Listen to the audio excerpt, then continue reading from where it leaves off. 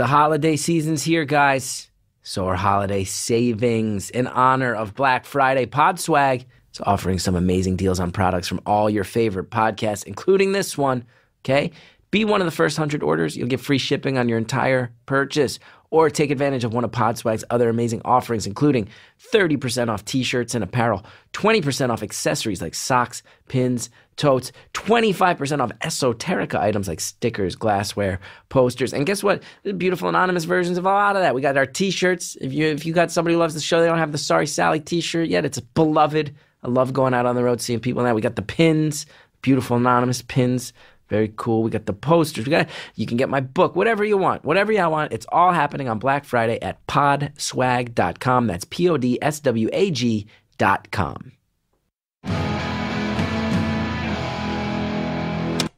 Hello, citizens of the universe. This is Beautiful Stories from Anonymous People. One phone call, 1 hour. No names, no holds barred. I'd rather go one-on-one. I think it'll be more fun, and I'll get to know you, and you'll get to know me. Hello, everybody, and welcome to another episode of Beautiful Anonymous. My name is Chris Gethard, and I thank you all for listening. I feel very, very lucky to be here in your ear right now with all these other weird empathists that also want to spy on other people 1 hour at a time through audio means. Thank you for tuning in. Lucky to be a part of it. And yeah, I don't know. I'm always plugging stuff at the top. You guys just put out an album. Get it on vinyl. Treat yourself to a Christmas present. DonGiovanniRecords.com. Who cares about that? Last week's episode, you guys were so nice about it. So many people who just genuinely wanted to look out for the caller. A lot of people giving advice on how they dealt with their head injuries. Who knew that the Beautiful Anonymous audience had such a high percentage of head injuries? Because in the Beautiful Anonymous community on Facebook, which you should join if you're not in it, so many people saying, I also had a head injury, which it seems like we have it shows very friendly to people with head injuries. We had Mackenzie saying, go see an optometrist, saying she was in a similar place. And seeing an optometrist actually helps. So I thought, caller, maybe I'd pass that on from last week. And there was one that made me laugh so hard. Ella said, like Chris, I'm scared of the ocean too, and I'm from a place surrounded by it.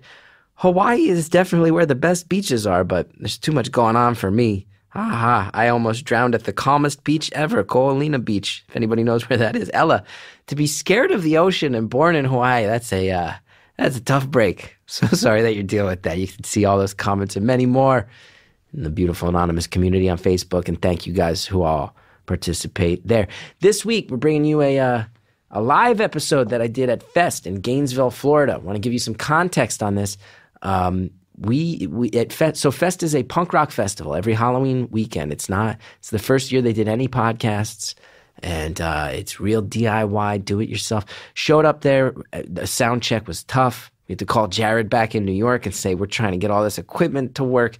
And it was a whole rigmarole. Sound check took like 90 minutes. It was terrifying. The other podcasters were mad at me because mine went so long. Anyway, we pulled it off. But here's a cool thing about it that I think it made me happy. We didn't do any call screening. We couldn't. We didn't have the personnel and the equipment down there to actually screen the calls. So we just had to click talk on one of these thousands of calls that came in and just go with whatever happened. And this is what happened. It's a call that I was really psyched about and proud of. I will say this. We've done many live shows at this point. And here's why I love this one. Nobody has ever embraced the fact that there's a live crowd there and that she can freak out that live crowd more. She really milks the crowd. There's a medical student who lets us know what it's like to get down and dirty in that world. And you'll hear the crowd both enjoy it and treat it like they're watching a horror movie together at times. It was really fun. Also, my parents were there. First ever taping that Sally herself attended. So much love to you. Sorry, Sally, for everything you witnessed. Especially, the Beautiful Anonymous taping was great. I really should apologize. She attended the Gethard Show, the live Gethard Show at Fest. That one I apologize for. It was really nuts. Anyway, you guys are so kind, so nice. Chris Gethard Show on True TV. It's wrapping up. One more episode, I believe, when you hear this. Anyway, thanks for supporting all my stuff. Thanks for listening. Enjoy the call. Thank you for calling Beautiful Anonymous. A beeping noise will indicate when you are on the show with the host. Hey, how's it going? Good. this is Chris. This is Chris. Yeah. Hi. It's very nice. Hello. Yeah, very nice to talk to you. Before we even get into it, I want to warn you, this is one of our live shows. I'm right now at Fest in Gainesville, Florida. So there's about 120 people in the room with me, but they're all very cool and nobody's judging, so don't let that. It's going to be just like a normal conversation. But if you hear people reacting, I wanted to let you know this is one of our live shows. Cool. Okay. Hi, everyone. See, everybody's super nice. So that's that. Good. Yeah. How are you doing? Doing pretty well. Today's been a good day. Well, that's a layer. That answer has a lot of layers on it, huh? Good for now. Today's been a good. Well, first of all, that's good. That's good that today's been a good day. Is it? You make that makes it sound like that's not the usual case. No, most days are pretty good. Today's just been productive and fun. So yeah. That's good. That's great. Productive. Yeah. How are you? How am I? I'm feeling really good. I'm in the middle of a music festival. We did a show last night, and I'm very tired. It was a very fun show, but had to really travel was nuts. But it's nice to see people. Also, my family is in town at the same time as a punk rock fest, so it's kind of like those are a couple sort of balls to keep in the air. That it's I got to duck out on the punk fest to go get lunch with my parents and their friends at Steak and Shake. It's been one of those days. Very fun day. Very fun day. Yeah, so I'm good. Good. That's awesome. Family is always the best when they're in town. I think so too. Yeah. Yeah. So what makes your day fun and productive? Well, it won't sound fun to you because I know you hate school. But I just had a really productive day studying. I'm still in the library. I know. I just learned a lot today, but I got to study with some friends, watch some YouTube. It was good. So, okay. And oh no. Yeah. And what? I mean, I'm a second-year medical student, so that might answer some of your questions. And I feel like I'm finally learning medicine instead of just learning memorizing inane facts that nobody cares about. I'm actually learning about diseases that I'll be able to help people in the future instead of just learning general science. So it's actually really exciting. Well, that's cool. What kind of medicine do you plan on doing? Good question. I have no idea. I know things I'm interested in, things I'm not interested in, but hopefully I'll figure that out third year because that's when we do our rotations in the hospital and, actually get to work with patients and work with doctors and do all of our rounds. And so I'm planning on figuring that out next year. Do most people wait until they're in the rotation to figure out? Is that the standard thing? Because that to me sounds like it's... Yeah, definitely. Oh, that is. Okay. Because from the layman's perspective, that sounds way late in the game to just figure it out in the hospital. But that's just how it goes. Yeah, it's because, at least for me, there's so many specialties in medicine that I didn't even know existed. And so how would I know that I like it until I work in it for 6 weeks or whatever? So it's kind of you get little trial periods of all the different careers, which is cool. That's cool. What are the types of medicine you're just finding out about that you're whoa, trippy type of medicine, dude? Well, there's a new-ish in the last 5 years. It's called interventional radiology, where you're a radiologist, which the stereotype is, you're in the basement and you're in a dark room, you never talk to any human beings. But interventional radiology is more you get to do procedures, so you get to do cardiac catheterizations and inject dye into the heart and see how it's pumping. So it's a little bit more hands-on. Also maternal fetal medicine, where you're kind of an OB-GYN, but you're at high-risk pregnancies and stuff. And then childhood drug abuse, that's a new specialty that you can get a residency in. Wow. Yeah, I didn't know. Yeah. I didn't know about Trying any not of those. to make it sound too boring. No, I mean injecting dye into a beating human heart is not boring. I can promise you that. That's high stakes stuff. That's high stakes stuff right there. Is that so? That's something you hear about it, and you're yeah, maybe I want to get down on that. Maybe I want to just inject stuff into hearts and see what happens. That's something that's an actual possibility in your life that you might do. Yeah, totally. That's cool. So you're not looking for any of these slow-paced, sedate types of medicine. You're not looking to be some podiatrist. Well, You're looking to be in there where it really goes down, where the action really happens. maybe. I also think primary care is amazing. You get to build relationships with people and families over a long period of time. So instead of like, you come in, you have a problem, I fix it, I never see you again. It would be nice to like go to your grocery store and like see your patients and get to talk to them and like actually like know people. I think that's really intriguing too. So literally, I have no idea what type of medicine I want to do. Wow. I like that you're... I'm pretty sure I don't want to be a pediatrician though. Uh-huh. So that's one thing. Not down with screaming kids. The parents. No offense to any parents, but my mom was a pediatrician and she was the best doctor ever and she's the greatest person ever. But she couldn't handle the parents after a while just because they can be really annoying. Now, your kid is fine. They have a cold. You don't need to bring them to the emergency room like 5 times in 1 week. Now, can I tell you, I was the nightmare patient for a pediatrician. I hated the doctor as a kid, Dr. Smalls. I feel okay saying his name because he has to be dead by now. He has to. He was very old when I was a child. He has to. I don't think Dr. Leon Smalls, R.I.P., I assume. I was the nightmare. I hated shots so much that I used to, like in my underwear, because you're in your tidy elbow whities as a kid, he'd go to give me shots and I'd get up and scream and like throw stuff over. And I would like try to run. I would try to flee and escape out into the waiting room. But this was even when I was older, like the tail end of when you see your pediatrician, like 13, 14 years old. So the younger kids would see me and they'd think something was really wrong. And I remember one time getting a shot from him, and I used to listen to Walkman to try to get through it. And I was so old that I was already listening to Less Than Jake. And I was still at the pediatrician. So I was at least 14 or 15 years old and still behaving that way. That's okay. The doctor's scary.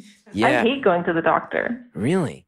Now, here's a question. Yeah. When you say that radiologists have this reputation for being like people in dark, dank basements who don't talk to any, I didn't know that about. I didn't know there were I didn't know there were like doctor stereotypes within the doctoring community. Are there any others that stand out? Totally.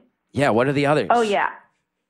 Dermatologists are like perfectly like prim and proper. They're also super rich because dermatologists get paid a whole bunch. Like they're the ones who like. They're dermatologists, so their skin has to be perfect, so they're perfectionists. So dermatologists are kind of like the waspy doctors. Yeah, definitely. Okay, And then ortho surgeons, so like orthopedic surgeons, they're the bros. So they're like the jocks that you went to high school with that actually ended up being smart and became orthopedic surgeons. I will say calling out who the jocks are gets a good cheer at a punk rock festival. They're the bros, they're the jocks. The punks start cheering. It sounded like someone sneezed, but I think that was the cheering. See, that's the medical school in you. You're always trying to diagnose. Yeah. You're always trying to diagnose. Like, bless you. So orthos are the bros. Dermatologists are prim and proper. Radiologists are subhuman cellar dwellers. They dwell in the... Yeah, vampires. Vampires. Radiologists are vampires. What else do you learn? What else do we learn? Who else is out there? Anybody else? I mean, neurosurgeons are just like very smart. Yeah, the and very serious. Yeah, yeah. Although I shadowed a neurosurgeon last year, and he always played Jack Johnson in the OR. I heard the laughter that time. This is like a whole... I feel like you're giving us like a... It almost feels like you're in Hollywood pitching a show, like a workplace comedy about a hospital. We're like... Then you got the radiologist. He's a real mysterious creep, but he's got a heart of gold. Like, it sounds like you're like pitching characters in a show. Yeah. Well, I think that's very nice that you're aiming to help other people and that you're aiming to do something innovative and cool in the effort to help. Well, thank you. Oh, I'm trying. And your mom's a doctor, too. It's kind of crazy to think that in 2.5 years I'll be a doctor. Yeah, cutting people open and stuff. Yeah. It's true. It's true. In 2.5 years, you might cut open. Yeah, like there is a chance you become a heart surgeon, and in 2 years, you're cracking open someone's sternum and touching their heart with your hand. Yeah, probably a little bit more than 2 years. Interns don't really get to do that. They mostly just like hold suction. But I'm glad interns don't get to do that. Room. I'm happy to hear that. that interns don't get direct access right out of the gate. That's good. That's good. Yes, definitely. Was your dad a doctor too? You said your mom was a doctor. Is your dad? No. What's he do? My dad's a college professor. He teaches business and statistics.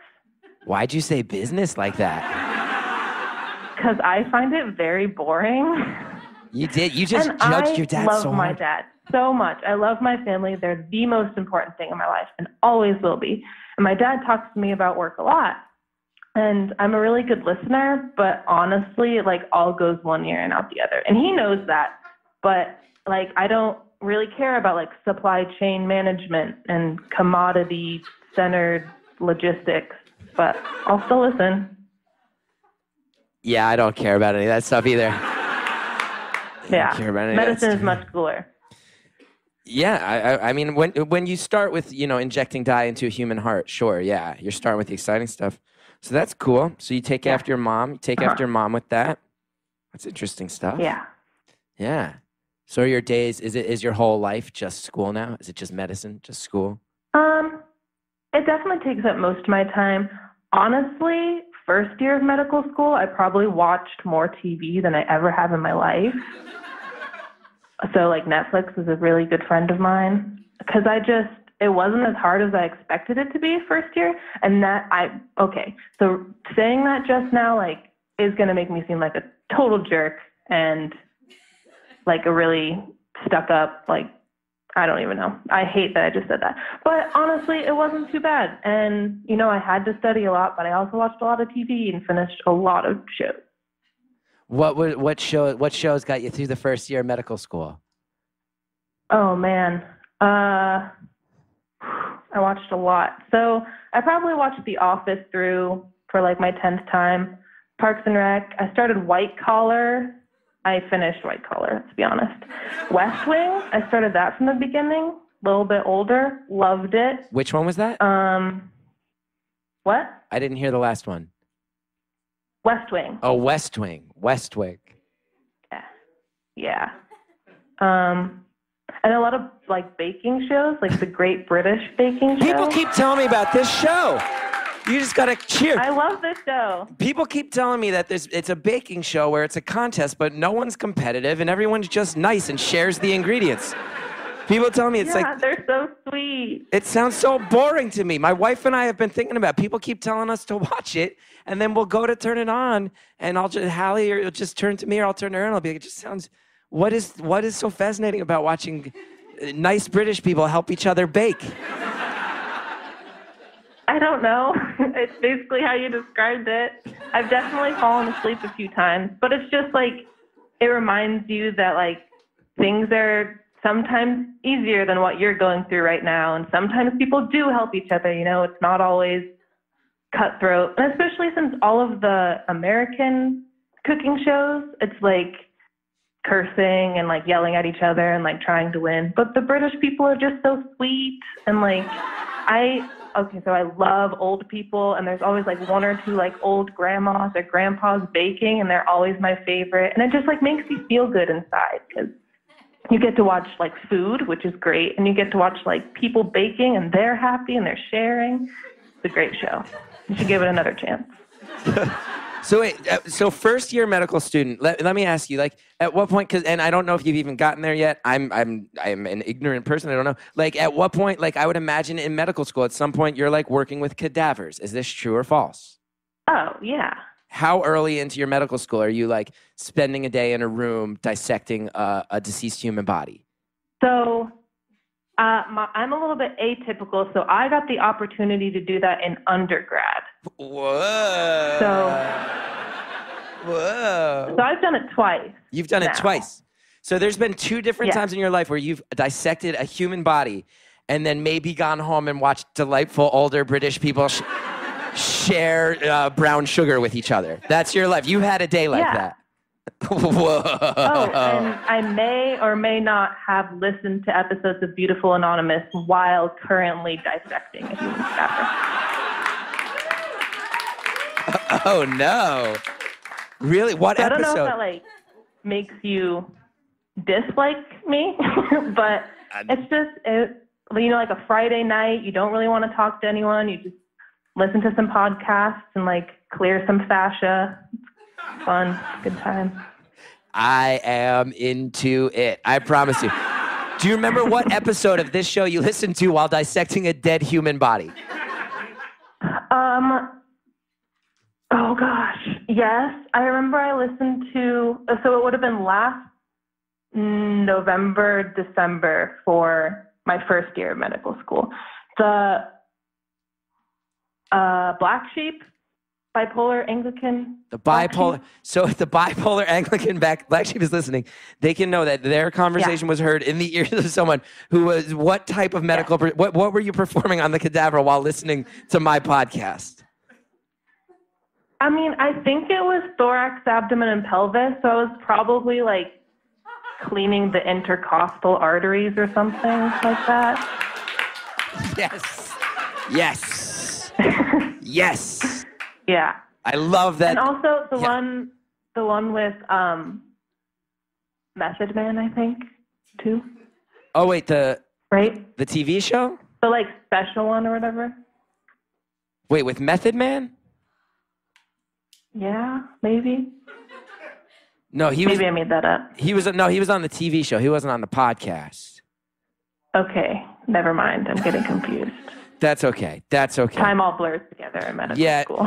You know what? You have better things to worry. If there's one thing you're going to remember from your lessons cutting apart human bodies for the service of mankind, I hope the things you're remembering are the actual lessons you need to learn and not who was on my dumb fucking podcast that day. Sorry, Sally. Sorry, Sally. I don't think it's dumb. I love it. It brings people together, and I appreciate what you do. Well, thank you so much. What's the most surprising thing we don't know as people who have never done it, cutting apart a human body? What's the thing that would surprise us the most? Fat is everywhere. Whoa. It doesn't matter like if you're a skinny person or a fat person, like fat is legit everywhere. It's not like there's a layer of skin and then a layer of fat and then like a layer of muscle and organs. It's like there's fat everywhere, like in between like the tiniest things. Like I don't want to get too graphic, but like in the eye socket, so much fat. Like in between like a vein and an artery, there's like a layer of fat. It really makes you want to like eat healthy and like work out because like there's so much fat in the human body and it's disgusting and it's like so wet, has a very distinctive smell, and it like seeps through your gloves until you go home at the end of the day and your hands just smell bad. When you get home, your roommates know you're home before you even say hi because they can just smell you when you walk in the door. I have to say, I love that you just said all that. It was that is an incredible answer. Thank you for it. Also, I love that you said that at one of our live shows. Because I was able to look into the eyes of this audience and know which of these people liked horror movies growing up and which didn't. Because half the people were just like totally like, oh, why did you say eye socket fat? And other people were just like jumping for joy. So thank you for that. Thank you for that. You're welcome. Yeah. So that's in. Okay. So you can. Okay. But I don't want to just talk about the body stuff. What like percentage, like how well, because I know when you're studying something so heavy duty, you have to be focused, you have to sacrifice a lot, you have to put most of your life towards it. What percentage of your life would you say it takes up? I don't know it necessarily if people in their entering their third year of medical school, I don't know if they're known for having the most well-rounded lives. Would you say you have a well-rounded life, or is this the bulk of it? This seems like a real good time for us to take a break. See how I'm jumping in the middle? We tease it. You want to come back for more? We'll get back to the conversation right after this.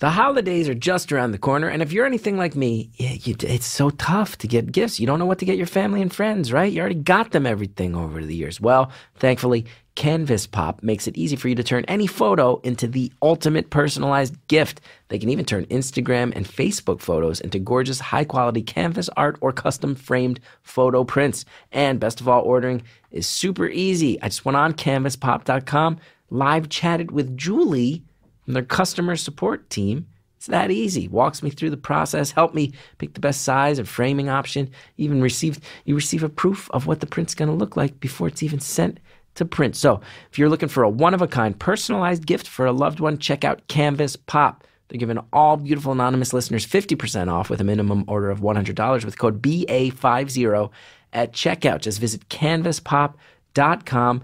Get your order in now. I have some items from Canvas Pop. They are very cool. They are high quality. I was so impressed. I opened up the box, and I was so impressed with how they came out. Be sure to order by December 17th to guarantee your beautiful print before the holidays. Don't forget to grab another for Mother's Day. Make it truly special for her with Canvas Pop. Got mine recently. Love it. You're going to love yours too. Canvaspop.com. We all need to take a little bit better care of ourselves, and you've heard me say it a million times, mental health, it's not an exception. I'm a big advocate for taking care of your mental health. That's why today's sponsor, Talkspace, the online therapy company, makes it easy to connect with an experienced licensed therapist that you pick based on your preferences for a fraction of the price of traditional therapy. You can send your therapist text, audio, video messages, even do a live video chat. Talkspace therapists are fully licensed and go through a rigorous screening process in addition to thousands of hours of supervised professional training. You guys have heard that a big part of my year has been coming forward, getting vocal about therapy, about how much I support it. There's so many barriers of entry, so many reasons to not do it. Talkspace is a very, very good way to give it a shot. See if this one's for you. To match with your perfect therapist, go to Talkspace.com/beautiful. And as a special offer for our listeners, you can use coupon code BEAUTIFUL to get $30 off your first month. Show your support for this podcast. That's coupon code BEAUTIFUL at Talkspace.com/beautiful. Talkspace, therapy for how we live today. Let's go ahead. Let's get back to the phone call. So would you say you have a well-rounded life, or is this the bulk of it? Well, so second year going into third year, like you said, is really hard because we have a test at the end of April, and it basically determines if you what specialty you can or cannot do. It's if you don't score a 230, you can't be a surgeon. So it's super important.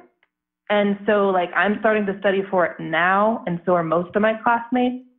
So no, I don't really have a well-rounded life right now because I'm trying to study most days, most of the day, every day. Yeah. Wow. So there's nothing, you're not getting and it covers everything we've learned first and second year, which is a lot. Yeah. Yeah, you can't mess around with that. Yeah. No, you were saying... And I want to do really well because, one, I don't know what I want to do. But two, I want to go home for residency because I am from the best state in the United States, and it's not New Jersey, so I'm sorry. But I am going to medical school on the East Coast, and while I love the East Coast and I've learned a lot, people here are so different and so interesting. It's a great place to go to medical school. I want to do really well on this exam so I can go back home for residency because I just want to go back home. It's awesome. It's where my family is. It's the best state. So my motivation to study every day is to see my family. Is it the people who score the best kind of get the first dibs on that? Yeah, definitely. Yeah. What state are you from, if you're going to shout it out so much? Yeah. I'm from Colorado. Mixed reaction from the live crowd. An early wave of people. Here's what I sensed from our live crowd. Just so you know, you said Colorado. Here's what I sensed: a divisive state. I've been to Colorado. I've hung out in Colorado a bunch. I think it's a great state. I think it's a fine state. I will say the western half of Colorado is. I once drove cross country. You'll like this story. Western half of Colorado. I driving during the day. Dusk hits. It's the most beautiful. Just the most beautiful landscapes I've ever seen. I'm just out there in the middle of the interstate, and I'm like, oh my God, this is blowing my mind. Night falls. I get to eastern Colorado. Worst. Yeah. It's the worst smelling place I've ever been. Oh, yeah. It's in The Lion King, where he's Mufasa is to Simba, that dark place over there is where we don't go. That's Aurora in eastern Colorado. Look at that. Well, I woke up. It's funny. I was driving in the middle of the night, so I didn't know. And then I woke up in the morning and realized, a lot of cattle farms in eastern Colorado. And they are very close to the highway. They are very close to the highway, it turns out. Yeah. But Colorado... Okay, one quick thing about Colorado. I know you had the phone booth on your show in Denver. Yeah. And, like, everyone was just high. And all people ever talk about Colorado is how weed is legal there. And that really rubs me the wrong way. Because there's also rock climbing. It's not a big thing. There's also rock climbing. Yeah, rock climbing's awesome. The outdoors is awesome. I-70, Rocky Mountains. Like, Stanley Hotel is super cool for all those horror people that like that at your live show. Is that where, I think that's where we went, right? Yeah, Hallie's here. My wife's here. We went there. I was just up there. Yeah. Estes Park. Where The Shining was filmed. Yeah, I was up there at that hotel. Freaky hotel, man. Yeah. Yeah. Colorado's awesome, and there's so much more than just marijuana. Yeah. So people in Colorado, fair to say, getting real tired of being the weed guys. Yeah. It's like, what about Washington? It's legal there, too. You never pick on them. Listen, if there's any type of person that's not going to sympathize with your state getting picked on unjustly, it's a guy from New Jersey. I'm sorry. Okay. I got no sympathy for this. My whole life, I just hear that I grew up in a trash heap, and I say, well, you're only looking at 1/3 of the state. The other 2/3 is actually lovely. It's actually lovely. Okay, that's fair. Now, let me ask you this, and I'm not asking you to talk too much smack, but you let us know about like different stereotypes of the different types of people that become doctors. Is there any type of doctor that from the outside of the medical school world we wouldn't know, like, oh, those are the people who kind of phoned it in medical school? That's how you get into that kind of doctoring. It's hard because, like, yes and no. So, like, primary care and, like, internal medicine are definitely, like, you can get low scores and still do that, but great people still go into primary care medicine, you know? So you're either in primary care because you really want to do that, you want to be someone's point of access into the medical field, or you do it because you didn't score well and that was your only choice. That's a very diplomatic answer. Well done. Yeah. I'm telling the truth. Yeah, no, you're being very honest. I was hoping you were going to be like, ENTs, dumbasses. I was hoping it was going to be something like that. So smart. ENTs, very smart. Has, like, the highest board scores. For the ears, nose, throat? Yes, like, so high. Like, you need to get a, like, 90th percentile score on your boards to go into ENT, which I did not realize until I got to medical school. Like, like up there with, like, the neurosurgeons? Yeah. What? Equivalent to neurosurgeons.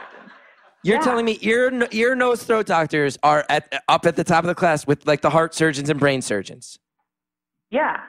All right. Public apology from me to ear, nose, and throat doctors. The number of anatomic structures from the neck up is the same number as the number of anatomic structures from the neck down. Wow.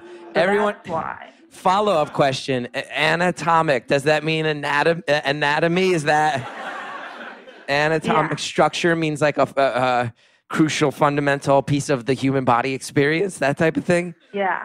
Yeah. Looks like I could be an ENT over here.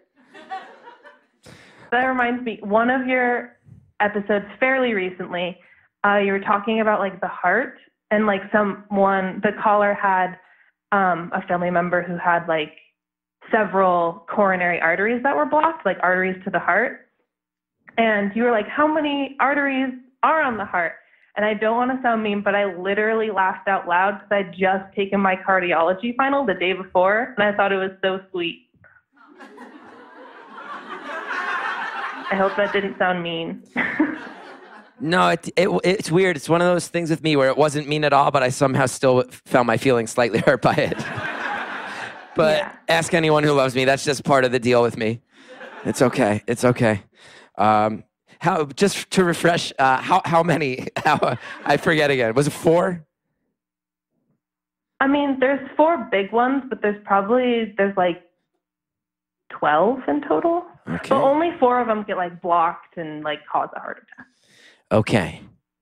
Tell me this. Yeah. Monday through Friday, Mm-hmm. nose in the books, late nights at the library, getting ready for this test. You want to go back to Colorado? You want to be able to pick what you do down the line. That's great. Even Sunday, you got to refresh. You got Monday coming up. But Saturday, there's 3 or 4 hours on Saturday where you're not thinking about this stuff. What do you do instead? Watch Netflix. Wow. It really is as simple as that, huh? Does that ever, I mean this in a non-judgmental way. Is that just, it's the state of the world for you right now? It's like you're in your own version of boot camp, or does that bum you out ever? Sometimes it bums me out. I'm definitely an introvert, so watching Netflix is like typical for my breed of person. But sometimes it's sad because like I also live in the dorm, and so I live in like a 10-foot by 11-foot like box, and like it's 2 blocks away from the library. So sometimes I don't even like walk farther than like 3 blocks in a day, which can be really sad. And I'm alone, and I miss my family, and my friends at school are great, but sometimes it gets really tiring just talking to medical students all the time. And like, I forget children exist because I never see children. I just see like 25-year-olds all the time. You forget children exist. So are there times where... because all you do is like talk to other medical students and like go to class and learn from doctors. So there's times like where you'll have to go to the supermarket and there'll be people of different age groups there, and you'll just feel like you've landed on the surface of a different planet because these things aren't real? Yeah, children definitely. Old people, elderly people. I see them a lot because we work at a primary care office once a week, and the main population is like geriatric, and I love old people, but sometimes I'll see like a 4-year-old running by, and I'll just be like, oh my God, it's a tiny human. I can't imagine how you feel about things like dogs then. Yeah. Well, we actually have once a month, our medical school brings in like therapy dogs because they know that medical school is stressful. And so all of the medical students were like free to go and pet the therapy dogs once a month. So I get a good amount of dogs. Wow. And do you partake in the therapy dog petting? Yeah, sometimes, definitely. They also have like candy and food, so free food, I'm there. Yeah, I'm going back and forth on this one in my head because I'm like, it's doctoring. It is high pressure. There might be times where you're in an emergency room and someone's on the brink of death and you don't have the choice of relaxing, so you have to know how to work in high pressure, high stress environments. Then there's also a part of me that's like, if a school is structuring it in a way where they have to bring in dogs for you to pet once a month, is there any way they could maybe restructure that where they're not pushing you to the point of breaking? Or is that necessary to be a doctor? You have to get pushed to that point to know that you're not going to break. Yeah. Well, one thing that medical schools did, I don't know when, but pretty recently, is we don't get grades. We just get pass-fail. Which is really nice because, like, all of us have type A personalities and we would want to get 100%. But since it's pass-fail, you're more focused on just, like, learning the material to learn it instead of learning it to get a good grade. Yeah. So it could be worse. I could get grades. That would make me more stressed. You're not chasing those numbers anymore. You're just trying to really soak it in. That's good. Yeah. Trying to actually learn stuff so I can help people in the future, not learn stuff to get a good grade. I think that's beautiful. Because you mentioned this early in the show, and I've been hesitant to go into it because my parents are here and they both hate when I say this. I applaud you for what you're doing, because if you put a gun to my head and said, hey, you have to go back to grad school right now, I honestly think I'd say, pull the trigger. I'm not going back to school. I still have anxiety dreams about school. It was not good. It was a useless endeavor, and I wasted so much of my dad's money. And he's here today, and I just feel bad. I took a slate of ludicrous courses, and I only say that to say that I applaud you for diving in so deep and being better than me at life. Because if everybody was like me, you just have 98% of the world's population would be podcasters. We wouldn't have any ENT doctors with the anatomical structures, you know? Yeah, you got it. Thank you. Doctor, you got the lingo down. Thank you so much. The fact that you applauded me on and that genuinely made me feel good. Thank you. Thank you. You're welcome.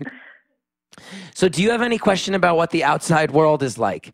Are there any things about the outside world that I can fill you in on? Because I'd be happy to do so. Oh, man. You're in Florida? Yeah, currently I'm in Gainesville, Florida. Yes, Gainesville, Florida. Cool. Yes. What's up, Florida? Yeah. Yes. If there's any things you want to know about that are happening outside of medical school, I'm happy to help try to fill you in. Oh, man. I don't even know what question to ask because so far it's all been, blood cancers for the past week. That's what you've been studying for the past week is blood cancers. Yeah. You just spent a whole week studying blood cancers, and now you're on the phone with me. Yeah, I am in the library. Like, I am no longer studying right now because I am talking to you.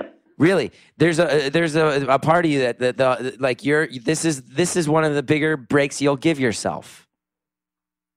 Well, after this, I'll probably go eat food and watch Netflix. So you're the beginning of my Saturday night. I would love it if I looked into this and found out that you are not in fact a medical student, but in fact this was evil subversive advertising by Netflix. Yeah. I would love that. I would love that. If you were just like, yeah, I'm probably just going to go watch the confession tapes. It's a new Netflix documentary series about, forced confessions in the law enforcement industry. And if not, David Fincher has a new series out right now. It's Netflix exclusive. I'll probably go check that out, We could talk about Netflix, Chris, or I could just keep going on blood cancer. What do you think? Maybe Netflix, huh? Netflix is some good stuff. I can talk to you about my family, too. That's one thing that I like. People always are like, I'm going to talk about this when I call in. But then when you call in, you just kind of like, your mind goes blank and you're like, hi. Yeah. That's how I just take what you throw at me, So wait, do people, do kids in medical school, like, you spend weeks studying blood cancer, you must see people must drop like flies, right? There's people who must exit, you can't, that's depressing. People must get depressed. Oh, yeah. Depression in medical school is a huge thing.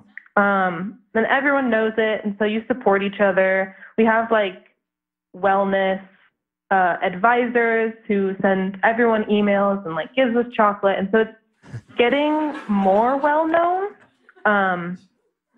But I honestly don't know how you could go through medical school and not be depressed sometimes. I feel bad because I don't know if anybody else here in this room with me feels like this, but I'm feeling really bad because I feel like anytime I go to a doctor, here's exactly what happens: is I'm like, oh, I got my insurance card, and then and now they're 15 minutes late. I showed up and I was here on time, and they're 20 minutes late, and they show, and I got a million complaints, and I don't ever slow down to think that every single doctor that's ever been there has lived a life where for years they were provided chocolate and friendly dogs. Just to get to a point where they could even be legally certified to try and help me. And I walk in just the biggest ingrate where I'm like, fix me so I can go. I think that's okay. Well, you're awful nice. So that's the thing. Sorry. Yeah. You just may have heard the crowd react. It's because the lights just turned on to a brightness of 1,000 suns. For no reason, the lights just became brighter than 1,000 suns. But it's okay. It's actually added a nice tone to the room. We've got 24 minutes left. Gosh. Yeah. No, I feel really good. This has probably been really boring for everyone, just talking about medical school all the time. No, I think someone just yelled, very interesting. Okay, good. Yeah, I think you're doing good. Yeah, we've barely, maybe, we got a whole packed out room. I think maybe one or two people have left, and I think one of them came back, and it was a bathroom thing. Okay. Other person probably wanted to go see a Fleetwood Mac cover set or something like that. It's fest. There's a lot of things to do. A lot of things to do at this festival. Nice. So I think someone just said that's later. I think someone just informed me that that's later, actually. That's okay. That's okay. So what's in 24? Okay, you got a room full of people. You got me on the line, but you can get more stuff off your chest. We can just distract you from the studies for a while. You could tell if you want. I will say, when you were telling us about the dead bodies and which doctors are the weirdos, everybody was pretty into that. Any other things you've had to do as a medical student that you're like, oh, most humans will never have to do this, and good for them? Yeah. If you want some gross stuff that I've had to do, I can definitely tell you some of those. Okay. All right. You don't want to miss the rest of this conversation. You've made it this far. Don't walk away now. Look, we got to take a quick break. It's how the world works, okay? We'll be right back.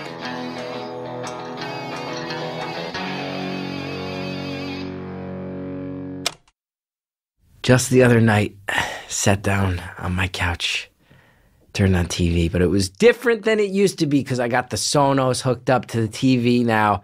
And I can't. I'm glad they keep having these ads because it gives me more chances to tell you so genuinely from the bottom of my heart how much I love Sonos, listening to things on Sonos. Things just sound better on Sonos. Your music, your podcasts like this one, you're gonna love it. Listen to all my stuff on Sonos. Sonos One is out now. That blends great sound with Amazon Alexa, that easy-to-use voice service. So you got hands-free control of your music now, okay? And you use your voice. You cooking, okay? You don't even have to go to your app for the phone now. You just use Alexa. You cooking. Hey, Alexa, turn the volume up. I love this song. In the shower. I'm always listening to my Sonos in the shower. Alexa, shout over the sound of the word, right? Alexa, turn it up. Sonos One. This thing is no joke. It's backed by a pair of Class D amplifiers and custom-built drivers, so the sound is face-melting and pure. And since Sonos is continually updating with new features, services, and skills, your music, your voice options, everything's going to keep getting better over time. I could not be happier. My Sonos system. You guys can hear that that's very genuine. And now Sonos is offering the listeners of Beautiful Anonymous 10% off one order of $2,500 or less for any product on Sonos.com. So offers available for a limited time only. Can't be combined with other discounts or promotions. Use the promo code STORIES10, that's capital STORIES 10 at Sonos.com to receive this offer. Thank you to all our sponsors. Super cool of you to get on board with this one. Let's get back to the phone call. Some gross stuff that I've had to do, I can definitely tell you some of those. Okay. All right. Okay. So one gross thing I had to do with a cadaver is so we wanted to bisect the pelvis because the pelvis has a whole bunch of stuff in it and it's really hard to see because obviously it's in a bony cage. And so you want to cut the pelvis in half and then you cut across. So basically you're removing the entire leg. So you once you're done bisecting the pelvis, you just are holding a human leg, right? So that gives you some imagery.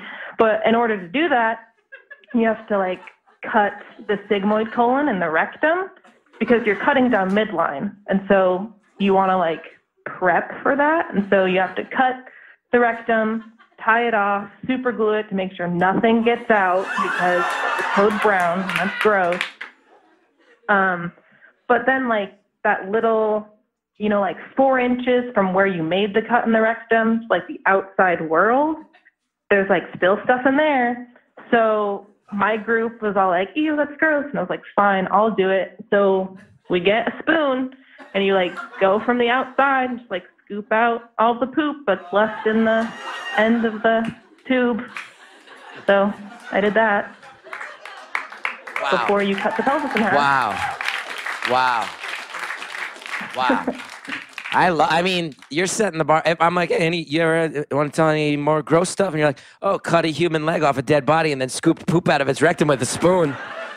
Setting the bar really high for the first one. Setting the bar really high. That sounds awful. What do you mean super glue? You super glue it? Well, you tie it off with twine and then you super glue the little end that is on the other side of the... It's almost like making a sausage. Because you want to super glue it. And I super glued my glove to it the first time. And so that was bad because I had to rip my glove off and the super glue came off. So we had to re-super glue it. You have accidentally glued gloves to a human rectum is what you're telling me. Yes. Also fat and flies up all the time. And the first day in undergrad, when my friend and I were dissecting, I flicked a piece of fat into her mouth. So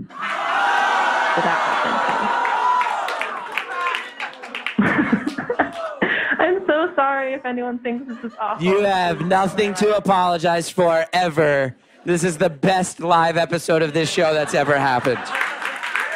Awesome. Cool. Yeah, lots of cadaver stuff. We always plan to prank each other, especially around Halloween, but we were all too nice to actually do that. Although I did lock someone in the freezer once Why'd you do that? Cadavers need to be in a cold room, right? Because, yeah, I know. They need to stay cold. They need to stay frozen. And so my friend was like wheeling all the cadavers back into the freezer. And I was like, how funny would it be if I closed the door? And I told myself it would be really funny. So I closed it on them.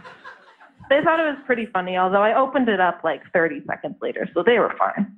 Oh, you mean your colleague only had to spend 30 seconds locked in an ice-cold chamber full of dead bodies? Oh yeah, that's fine. There's probably that's fine. like 30 of them, 30 cadavers in that freezer. One for each second they were locked in there.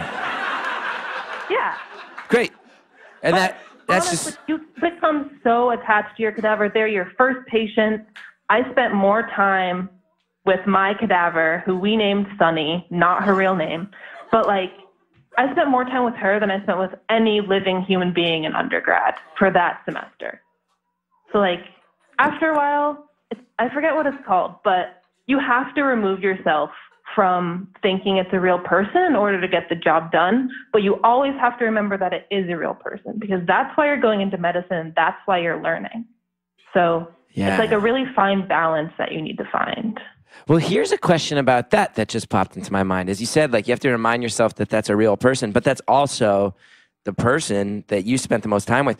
When you enter this world and it gets to that level and it gets to that intensity, the next time you walk down the street and you pass living, breathing people, does that affect how you're looking at them? Maybe a little bit. I think it definitely has changed how I view death. How so?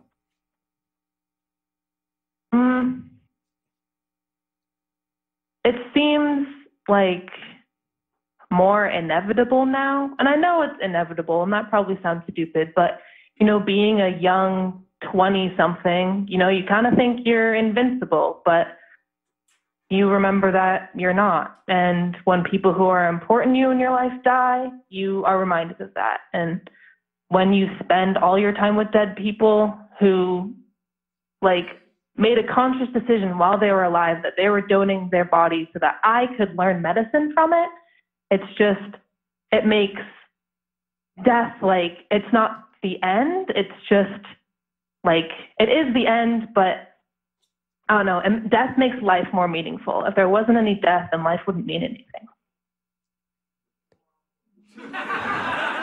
You just blew some punk rockers' minds. I went from gross stories to philosophical talkings about death real quick. Yeah. I like it. On both ends. But is there ever any time where you walk down the street and you're like, oh, that person kind of looks like the guy who accidentally once glued a glove to his rectum? Do you ever have that? You ever think you see someone and you're I definitely have if this person donated their body, it would be really hard to separate their muscles, that type of thing. You'll have that. You'll look at a person and be like, oh, they'd be so hard to cut apart. Yeah. Because it's either if the cadaver is too large, you have to get through a whole bunch of fat until you see any of structures. But if the cadaver is too skinny, their muscles are so small that you can easily just tear the muscle, and then it's well, there it goes. You don't get to see it, and it's everything is so close to the skin, but just when you're skinning, you can cut important things, and so it's really hard. So if I see a really skinny older person, I'm if they donate their body, the medical students who have to dissect that are going to have a rough time. I just, on behalf of all of us, so you guys use skinning as a verb, huh? Yeah, sorry. No, it's okay. There was a real reaction of fear. I heard many whispered people, skinning? So I'm sorry. No, it's fine. And my roommate in college, my best friend since preschool, she would go out to dinner with me and my dissection friends, and we would just talk about how we skinned the face today, or took out the eyeball, and she would just be guys, not normal dinner table conversation, you need to stop. And so we would remember where we were and stop talking. And you guys are just talking too loud, and then there's a table of comparative literature's major next to you just throwing up into their Fruit Loops. Yeah. This is some life you're leading. Yeah, it'll only get better. Yeah, I think so. I mean, you're going to help a lot of people, it sounds like. I hope so. That's my goal. My goal is to help people like my mom did, you know. She's my inspiration for doing this whole thing. And I think you mentioned what kind of doctor she was, but it slipped my mind. She was a pediatrician. Uh-huh. Oh, yeah, and you said you do not want to deal with parents like she did. Right. But so is she retired? Yes, I guess. She retired when I was pretty little, but she actually died about 3 years ago. Oh, I'm sorry. Thank you. It's all right. Yeah, I feel... Shit happens. Yeah. It definitely does. Yeah. Yeah, wait. Yeah, she had brain cancer. Oh, no. Brutal. Yeah. I'm so sorry. Yeah. It's all right. It was very hard. Worst year of my life, for sure.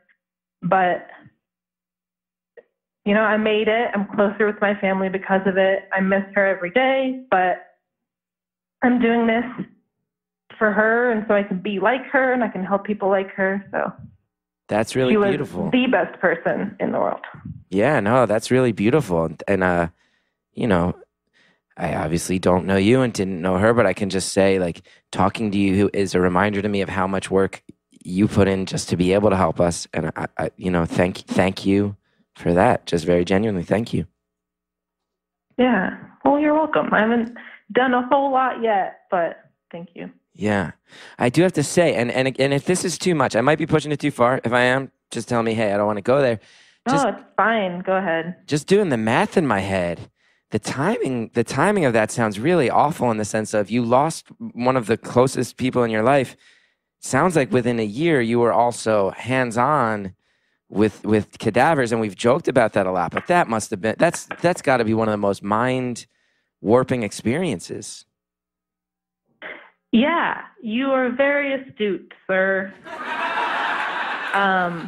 That's why my nickname is ENT. Yeah. Yeah, so my mom died in May, and I started dissection in August. No. So 2.5 months after my mom died, I spent more time with dead people than I did with live people. Wow. Did they just let the therapy dog live in your house? It was really hard. Was the therapy dog just your best friend? No, so that was an undergrad, and we didn't have therapy dogs. Oh, how did you do that? I mean, it's funny because you're very soft-spoken, and you've said a lot. I just study a lot, watch Netflix. But I mean, that just became clear to enter a room with a cadaver right after losing one of your parents. You're also tough as nails, huh? Thanks. I try. I put on a good facade. I think it still hurts a lot inside, but like. School, I've always been good at. And so when I couldn't control, like, how things were going with my mom, she was getting worse, we couldn't fix it, you know, like she was going to die and I knew it, I could go to school and I could do really well, you know, so I could control that when I couldn't control anything else. Yeah. Yeah, that makes sense. Yeah. I wasn't particularly good at it, so maybe that's why I didn't like it so much. Yeah. It's easier to like things when you're good at them. I would say that's true. We're on the same page about that. I mean, that's like a short story. That's like a short story the first time you have to walk into that room. You're tough. Yeah. And I definitely, like, looking back on it, I was like, damn, like, that was awesome. You know, like, go me. But at the time, it was just, like, the next step in what I wanted to do, so I'm going to do it, you know? Looking back, I was like, shit, like, that's crazy. Like, when I say it out loud, like, damn. Yeah, that's Sorry, Sally. No. I don't think I mentioned this to you. She's actually here tonight. Oh, my gosh. Hi, Sally. I think you're great. You just gave the most personal sorry, Sally, of any caller ever. Yay, I love that so much. I like, since my mom is no longer here, I like have a weird attachment to your mom because I can tell that you love her so much and she's done so much for you that I really identify with your relationship with your mom. And I think you're great. I think your mom's great. That's really nice. Thank you. I told her I wouldn't bring her up since she was here, but it was nice. Also, everyone just turned around to try to find out who she is. And she hates that. Please don't bother my mom after the show. I'm sure many people just turned around and were like, that woman looks exactly like Chris Gethard. Like, we look a lot like, but no, but I mean, I will say. You all have to apologize to Sally. Yeah.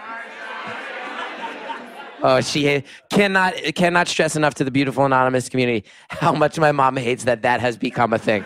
She hates it so much. But that means a lot. No, I mean, that does mean a lot. And I do love my mom. And, you know, I think listening to this, I bet anybody listening to this who still has their parents is going to take a deep breath and say, like, yeah, slow down and make sure you connect with your people while you have them. And it's definitely. Yeah. Yeah. And that everyone's fighting a battle you know nothing about. There's a lot of my classmates who don't know, you know? There's a lot of my classmates who know and still don't know how to talk to me about it. Right. It's just, you never know, man. Are there students you're in class with who are just plotting, like, I'm going to go make so much money? Do you like that stereotype? Is that true?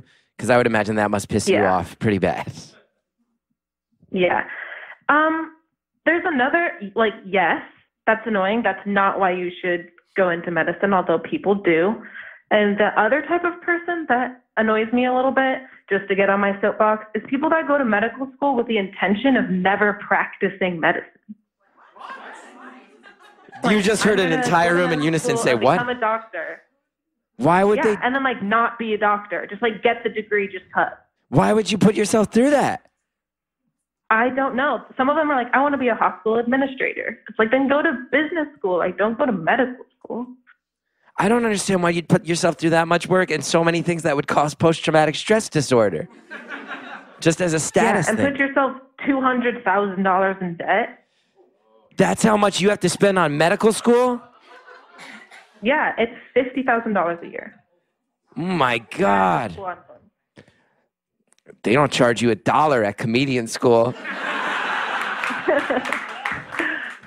You pay in shame. You just pay in shame. You just have to give up all your dignity. That's the cost. That's the cost of being a comedian. No dignity. That's it. I had no idea there was a subculture of people who get medical degrees just to say they have them and then move on with their lives. Yeah, it's not many people, but I know of at least one girl in my class who's like, yeah, I'm not going to practice. Like, okay. I do like knowing that okay is by far like the most aggressive thing you've said in the past hour.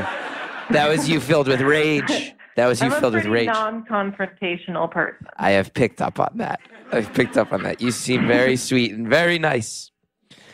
Well, we have about 6 minutes left. This has really flown by. Goodness, it has. It always does. What's that?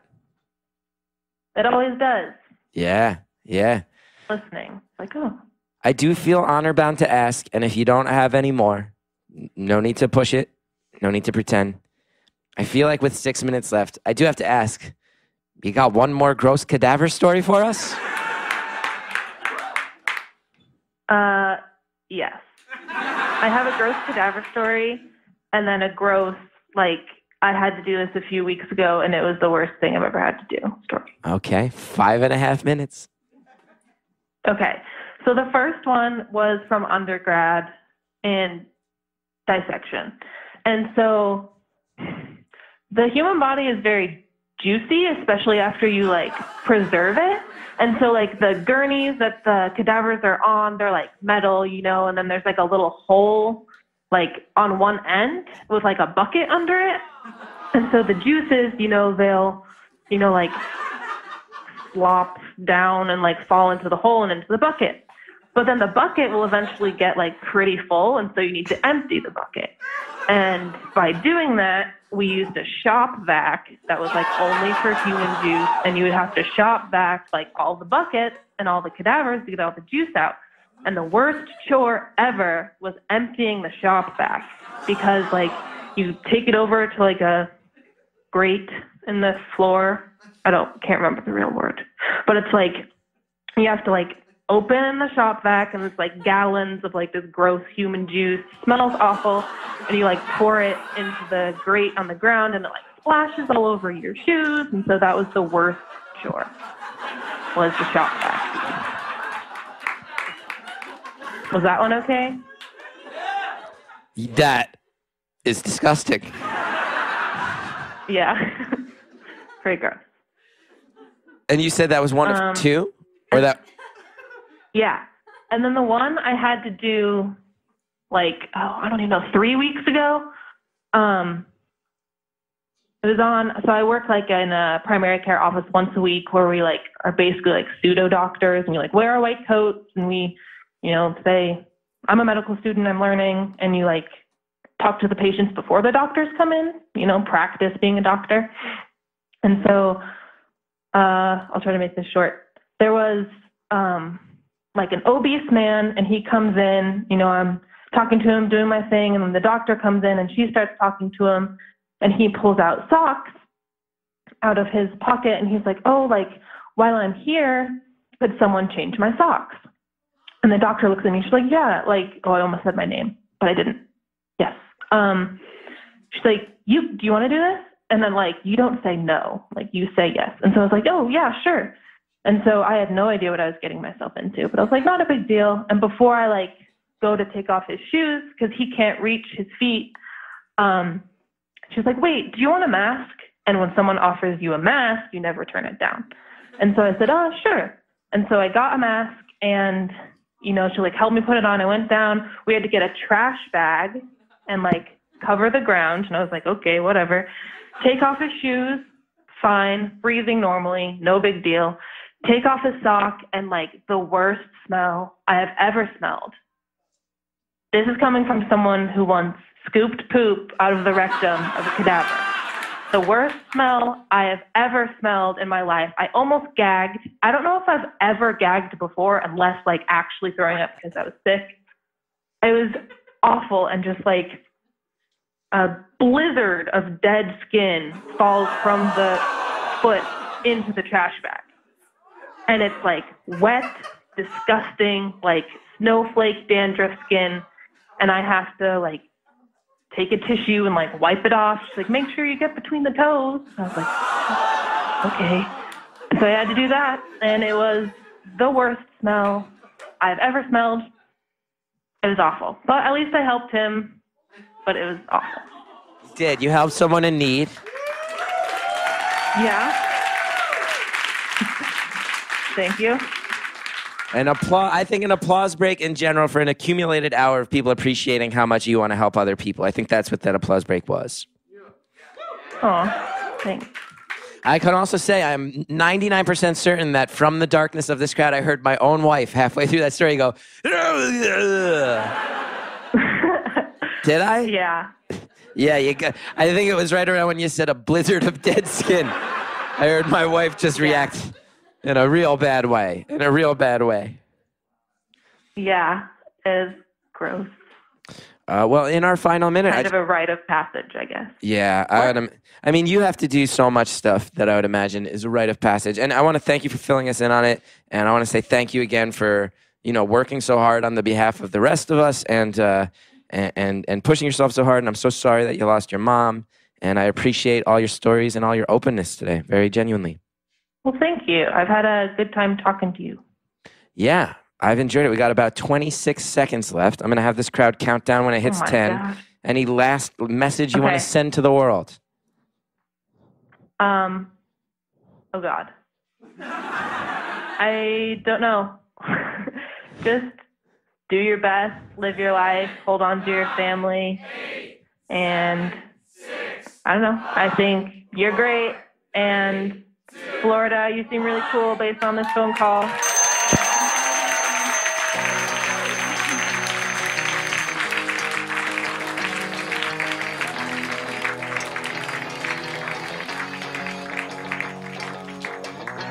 We're good to go. Thank you guys so much for coming to the show. I hope you enjoyed it. Thank you. Thank you.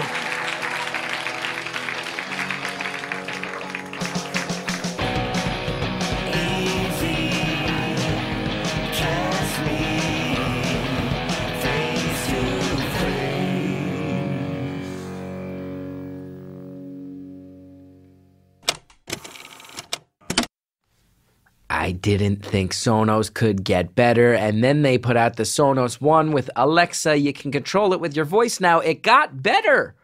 How did Sonos keep making their stuff better? It's already so good. Sonos One blends great sound with Amazon Alexa, the easy-to-use voice service for hands-free control of your music and more. Use your voice to play songs while you cook or you're in the shower, even manage your smart devices, all using a single Sonos speaker. And for a limited time, Sonos is offering the listeners of Beautiful Anonymous 10% off one order of $2,500 or less for any product on Sonos.com. Use the promo code STORIES10, capital STORIES 10 at Sonos.com to receive this offer.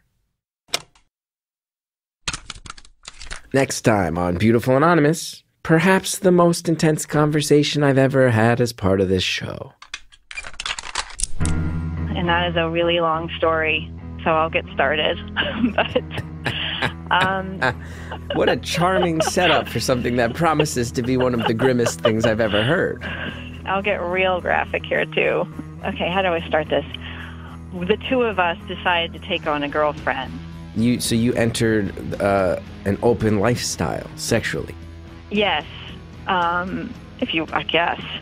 I always wanted to do it as something that we try a couple of times for fun.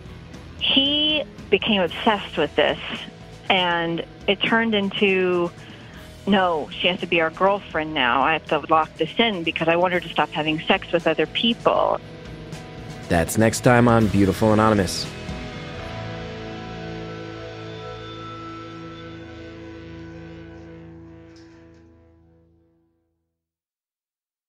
Earwolf is now on the Amazon Echo. They just released a new skill for the Echo smart speaker called Daily Earwolf. Now you can ask Alexa to play the funniest moments from your favorite Earwolf shows. Just download the Daily Earwolf skill from Amazon's Skill Store. And if you're a fan of Hello from the Magic Tavern, and who isn't, you can also download Magic Tavern Adventure.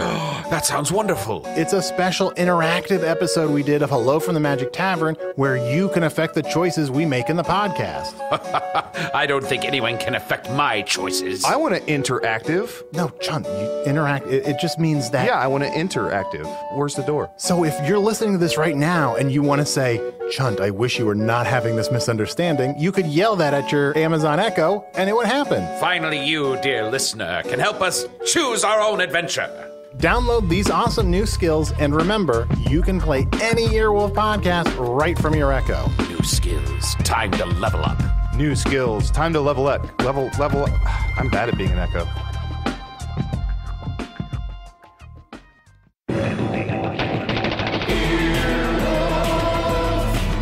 This has been an Earwolf production, executive produced by Scott Aukerman, Chris Bannon, and Colin Anderson. For more information and content, visit earwolf.com.